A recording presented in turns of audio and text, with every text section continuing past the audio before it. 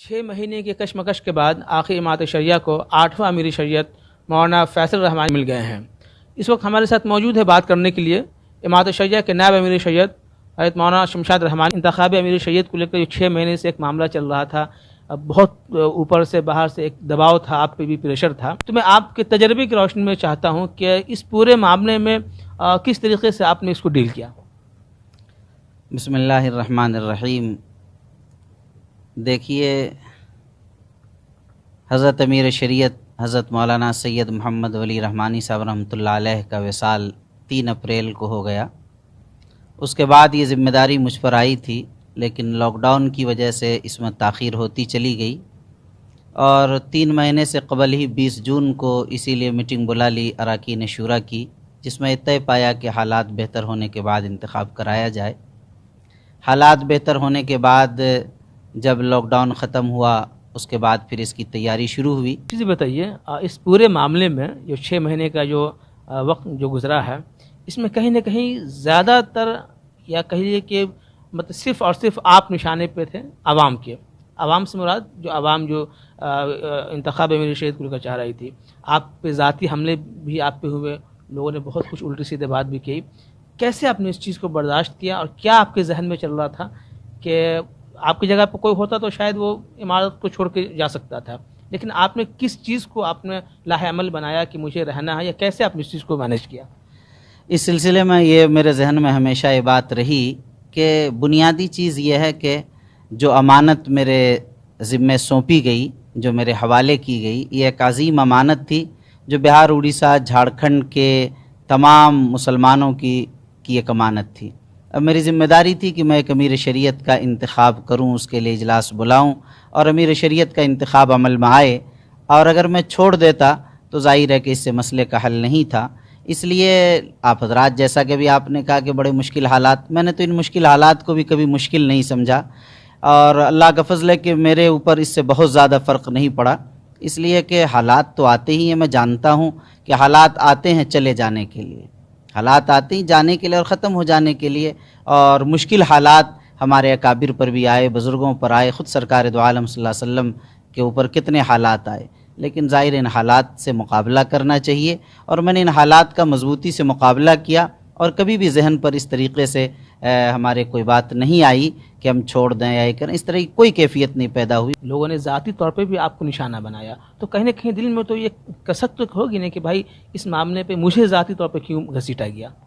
نہیں، یہ تو ہوتا ہی ہے۔ دیکھیے، ذاتی طور پر مجھ پر حملہ نہیں کیا جاتا تو وہ اپنے ناپاک عزائم میں اور ناپاک منصوبوں میں کیسے کامیاب ہوتے، ذاتیات پر ہی اترا جاتا ہے، اور ظاہر آپ صلی اللہ علیہ وسلم پر بھی شاعر ہونے کا الزام، اور ساحر ہونے کا الزام، اور مجنون ہونے کا الزام، نہ معلوم کیا کیا الزامات لگائے، تو ظاہر ہے کہ آپ علیہ السلام تو معصوم تھے، تو ظاہر ہم لوگ تو معصوم بھی نہیں ہیں، کوئی معصوم نہیں نبی کے علاوہ، تو ہم تو گنہگار ہیں، سراپا گنہگار ہیں، تو ظاہر اگر یہ الزامات لگائے تو اس کو یہی سمجھ کر میں برداشت کرتا رہا کہ یہ تو ہمیشہ شیوا رہا ہے، یہ ہوتا رہا ہے، لیکن الحمدللہ میرے دل میں نہ کل تھا نہ آج ہے۔ بہت سارے لوگ آج معذرت کر رہے ہیں اور معافی کی درخواست کر رہے ہیں جب ان کے اوپر چیزیں واضح ہوئیں، لیکن میں نے تمام لوگوں سے کہا کہ معافی کی ضرورت نہیں ہے، نہ معذرت کی۔ جس دن آپ نے کہا اسی دن میں نے معاف کر دیا، میں نے دل میں اپنے رکھا ہی نہیں۔ میرا ایک مزاج ہے، چاہے کچھ بھی کہے، اسی لیے آپ نے دیکھا ہوگا اس پورے پس منظر میں کہ میں جو بھی آئے، چاہے وہ میرے خلاف کتنا لکھتے رہے، کتنا بولتے رہے، یا میرے خلاف جتنی بھی جو کچھ چاہیں کریں، لیکن میں نے ہمیشہ خندہ پیشانی کے ساتھ ملنے کا اہتمام کیا، اور ان کی بدگمانی، غلط فہمیوں کو دور کرنے کی کوشش کی، اور ایک ذرا بھی میں نے انہیں احساس بھی نہیں ہونے دیا کہ کسی نے کیا، اور یہی آگے بھی ارادہ ہے کہ جنہوں نے جو کچھ کیا، میرے ذہن میں نہ کل تھا نہ آج ہے نہ آئندہ رہے گا، سارے مسئلے وہیں پر ختم ہو گئے۔ میں تو آگے بڑھ کر کام کرنا، پیچھے کی طرف نہیں دیکھنا انشاءاللہ۔ انتخاب ہونے کے بعد بھی ایک سوال عوام میں بھی بہت زیادہ ہے، اور لوگ یہ پوچھ بھی رہے ہیں، کہہ بھی رہے ہیں کہ اس انتخابی امیر شریعت میں 170 جو لوگوں کو نامزد کیا گیا تھا ارباب حلق کے رکن کو، وہ لوگ کہہ رہے ہیں کہ یہ غیر دستوری طور پہ تھا، چونکہ پہلی یہ بات آئی تھی کہ انہیں شامل نہیں کیا جائے گا، پھر بھی ہوا کہ بعد میں اس کو شامل کر لیا گیا، اور تب وہ فیصل رحمانی صاحب امیر بنے۔ تو یہ کیا معاملہ ہے؟ یہ 170 کیا واقعی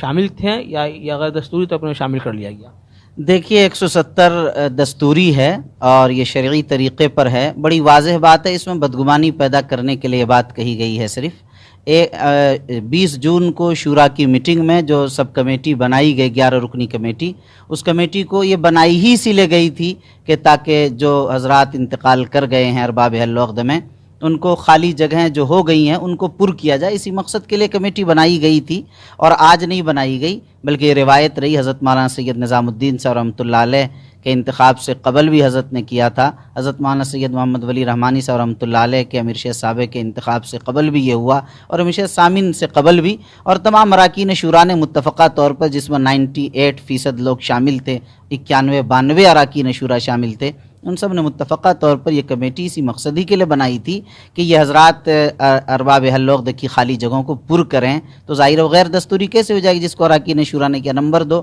یہ کنفیوز کیا جاتا ہے کہ 10 سال میں اس مجلس کی تشکیل کی جاتی ہے۔ تشکیل کا مطلب ہے کہ جس کو آپ چاہیں ہٹا دیں، جس کو چاہیں شامل کر دیں، یہ یہاں نہیں کیا گیا، یہ تو اس وقت ہوگا، لیکن ہر امیر شریعت کے انتخاب سے پہلے خالی جگہوں کو پر کر کے جو تعداد 851 کا اس کو پورا کیا جاتا رہا ہے ہمیشہ، اس بار بھی کیا گیا اور اراکین شورا کے ذریعے کیا گیا، اس لیے مکمل دستوری ہے۔ اس میں اس انداز سے کنفیوز کرنا بالکل غلط ہے۔ 8 اگست کی تاریخ جو ملتوی کی گئی تھی، وہ 8 اگست کی تاریخ ملتوی کرنے سے انتخابی مرحلے کو مکمل کیا گیا، یہ ارباب اہل وقت کی خالی جگہوں کو جو پر کی گئی ہے اس کو ظاہر ملتوی نہیں کیا گیا تھا۔ اسی طرح یہ بھی کہنا کہ 170 کے لیے کہا گیا کہ اس کو شامل نہیں کیا جائے گا، ظاہر ہے کہ یہ متفقہ شورا میں یہ بات نہیں آئی تھی جو اجتماعی طور پر شورا کی میٹنگ 30 ستمبر کو ہوئی ہے، اس لیے جو پہلے تھا وہی جاری رہا۔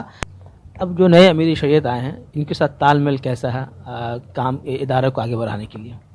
دیکھیے، نئے امیر شریعت جو منتخب ہو کر آئے ہیں، اللہ تعالیٰ نے انہیں علم اور فضل سے بھی نوازا ہے، اور اللہ تعالیٰ نے انہیں حلم اور بردباری سے بھی نوازا ہے، اور اللہ تعالیٰ نے انتظامی صلاحیت بھی انہیں بھرپور عطا کی ہے۔ اس لیے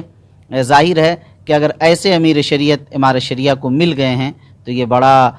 اچھا ہے، اور بہت ہی سنجیدہ، متواضع، بڑے خلیق اور سب کو لے کر چلنے کا مزاج ہے۔ اسی وجہ سے الحمدللہ ثم الحمدللہ چند دنوں کے اندر ہی بہت تیزی کے ساتھ کاموں کی طرف ہم سب مل جل کر امیر شریعت کی قیادت میں چل رہے ہیں، اور امیر شریعت سب کو لے کر چلنے کا مزاج رکھتے ہیں، جیسا کہ آپ حضرات سب دیکھ رہے ہیں، تمام کارکنان بھی اور تمام ہی ماشاءاللہ بہار، اڑیسہ، جھارکھنڈ کے مسلمان خوش ہیں اور محسوس کر رہے ہیں، اور انشاءاللہ اندازہ یہ ہے کہ اگر حضرت امیر شریعت کی قیادت و سیادت میں ہم سب مل کر کام کریں گے تو امارت شریعہ بہت تیزی کے ساتھ ترقی کی طرف گامزن ہوگا انشاءاللہ۔